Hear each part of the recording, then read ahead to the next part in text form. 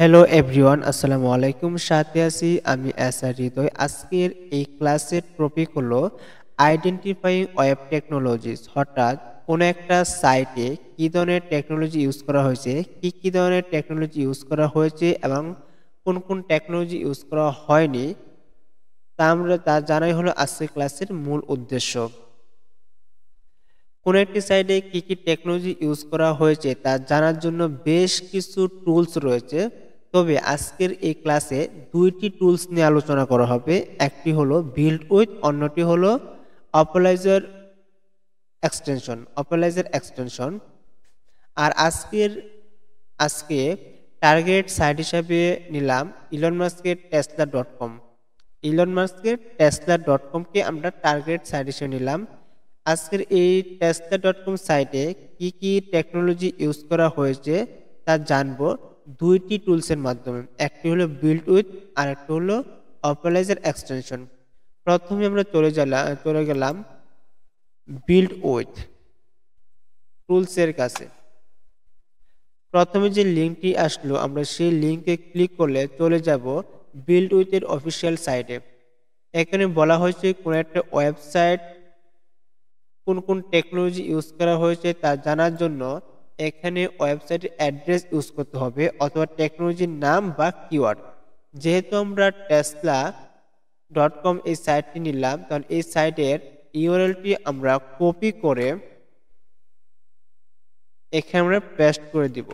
Paste করার পর এখন যদি লুক আপ বাটনে ক্লিক করি, তাহলে এই টেসলা.কম সাইটে কোন কোন টেকনোলজি ইউজ করা হয়েছে তা আমরা দেখতে পারবো। এখানে অ্যানালাইটিক্স এবং ট্র্যাকিং এর জন্য ইউজ করা হয়েছে আকামাই এম প্লাস, তারপরে গুগল অপটিমাইজ 360, তারপরে আছে আপনার Salesforce, Google Analytics, global site tag, Google conversion linker, Twitter conversion tracker ইত্যাদি। অনেকগুলো টেকনোলজি এই সাইটে ইউজ করা হয়েছে। তার চেয়ে যদি আরো সহজে যদি আমরা জানতে চাই, তাহলে আমরা চলে যাব অপোলাইজার এক্সটেনশনে। এই অপোলাইজার এক্সটেনশনটি ডিফল্টলি ব্রাউজারে অ্যাড করা থাকে না, আমাদেরকে ব্রাউজারে এই অপোলাইজার এক্সটেনশনটি অ্যাড করে নিতে হয়। আমরা কিভাবে এই এক্সটেনশনটি অ্যাড করব, তার জন্য আমরা প্রথমে চলে যাব অপোলাইজার ক্রোম এক্সটেনশন লেখার পর আমরা এন্টার চাপলে প্রথমে যে লিঙ্কটি আসবে ওই লিঙ্কে ক্লিক করব। ক্লিক করার পর আমরা এখানে দেখতে পারবো অ্যাড টু ক্রোম। যেহেতু এক্সটেনশনটি আমার ব্রাউজারে অ্যাড করা আছে, তার জন্য এখানে লেখা আসছে রিমুভ ফ্রম ক্রোম, কিন্তু আপনাদের ক্ষেত্রে লেখা আসবে অ্যাড টু ক্রোম।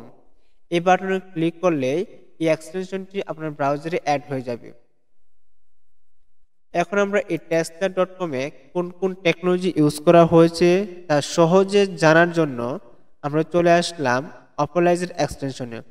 এই অপোলাইজার এক্সটেনশনে ক্লিক করার পর এখানে আমরা দেখতে পাচ্ছি টেসলা.কম সাইটে যে কন্টেন্টগুলো আছে সেই কন্টেন্টগুলোকে ম্যানেজ করার জন্য যে সিএমএস ইউজ করা হয়েছে সেটা হলো ড্রুপাল সিএমএস ইউজ করা হয়েছে। আর সিএমএস এর প্রোগ্রাম হলো কন্টেন্ট ম্যানেজমেন্ট সিস্টেম, অর্থাৎ কন্টেন্টগুলো ম্যানেজ করার যে সিস্টেম তার জন্য ইউজ করা হয়েছে ড্রুপাল। তারপরে তার প্রোগ্রামিং ল্যাঙ্গুয়েজ হিসাবে ইউজ করা হয়েছে পিএইচপি ল্যাঙ্গুয়েজ। তারপরে অ্যানালাইটিক্স হিসাবে ইউজ করা হয়েছে গুগল অ্যানালাইটিক্স ইউজ করা হয়েছে ওই টেস্টার সাইটটির অ্যানালাইটিক্সের জন্য, এবং সিডিএন হিসাবে ইউজ করা হয়েছে আকামাই। তারপরে জাভাস্ক্রিপ্ট ফ্রেমওয়ার্ক হিসাবে ইউজ করা হয়েছে রিঅ্যাক্ট এবং রিডাক্স, এবং অ্যাডভার্টাইজিং এর জন্য ইউজ করা হয়েছে টুইটার অ্যাডস। তারপরে আছে সিকিউরিটির জন্য ইউজ করা হয়েছে আকামাই বোট ম্যানেজার এবং এইচএসটিএস। জাভাস্ক্রিপ্টের অনেকগুলো লাইব্রেরি ইউজ করা হয়েছে। তারপরে আছে এখানে ক্যাচিং এর জন্য বার্নিশ ইত্যাদি। অনেকগুলো টেকনোলজি এই সাইটে ইউজ করা হয়েছে। এখন এই সাইটের ভালনারেবিলিটি টেস্টিং এর জন্য আমাদেরকে অবশ্যই জানতে হবে এই সাইটে কোন কোন ধরনের টেকনোলজি ইউজ করা হয়েছে। এখন দেখলে আমরা জাভাস্ক্রিপ্ট ফ্রেমওয়ার্ক হিসেবে ইউজ করা হয়েছে রিডাক্স এবং রিঅ্যাক্ট। এখন যদি আমি রিঅ্যাক্টের ভালনারেবিলিটি টেস্টিং করা জানি, আর এই রিঅ্যাক্ট যেহেতু এই সাইটে ইউজ করা হয়েছে, তাহলে আমরা এই ভালনেরাবিলিটি টেস্টিংটা আমরা এই সাইটের উপর করতে পারবো, অর্থাৎ টেসলা সাইটের উপর আমরা এই ভালনেরাবিলিটি টেস্টিংটা আমরা চালাতে পারবো। যদি টেস্টিং তাহলে আমরা এই সাইটের ভালনেরাবিলিটি ফাইন্ড আউট করতে পারবো খুব সহজে, কারণ আমরা জানি রিয়েক্টের ভালনেরাবিলিটি টেস্টিং করা হয়। এই জন্য আমরা কোনো একটি সাইটে কি কি টেকনোলজি ইউজ করা হয়েছে তার জন্য অনেকগুলো টুলস আছে, তবে আজকের এই ক্লাসে দুইটি টুলস নিয়ে আলোচনা করা হলো। একটি হলো বিল্ড উইথ, অন্যটি হলো অপোলাইজার এক্সটেনশন। আমরা যে কোনো সাইটকে শুধু টেসলা নয়, যে কোনো সাইটের কি কি ধরনের টেকনোলজি ইউজ করা হয়েছে তা জানার জন্য আমরা এই সকল টুলসগুলো ইউজ করতে পারি। এই সকল টুলসের মাধ্যমে আমরা কোনো একটি স্পেসিফিক সাইটে কি কি ধরনের টেকনোলজি ইউজ করা হয়েছে তা জানতে পারি।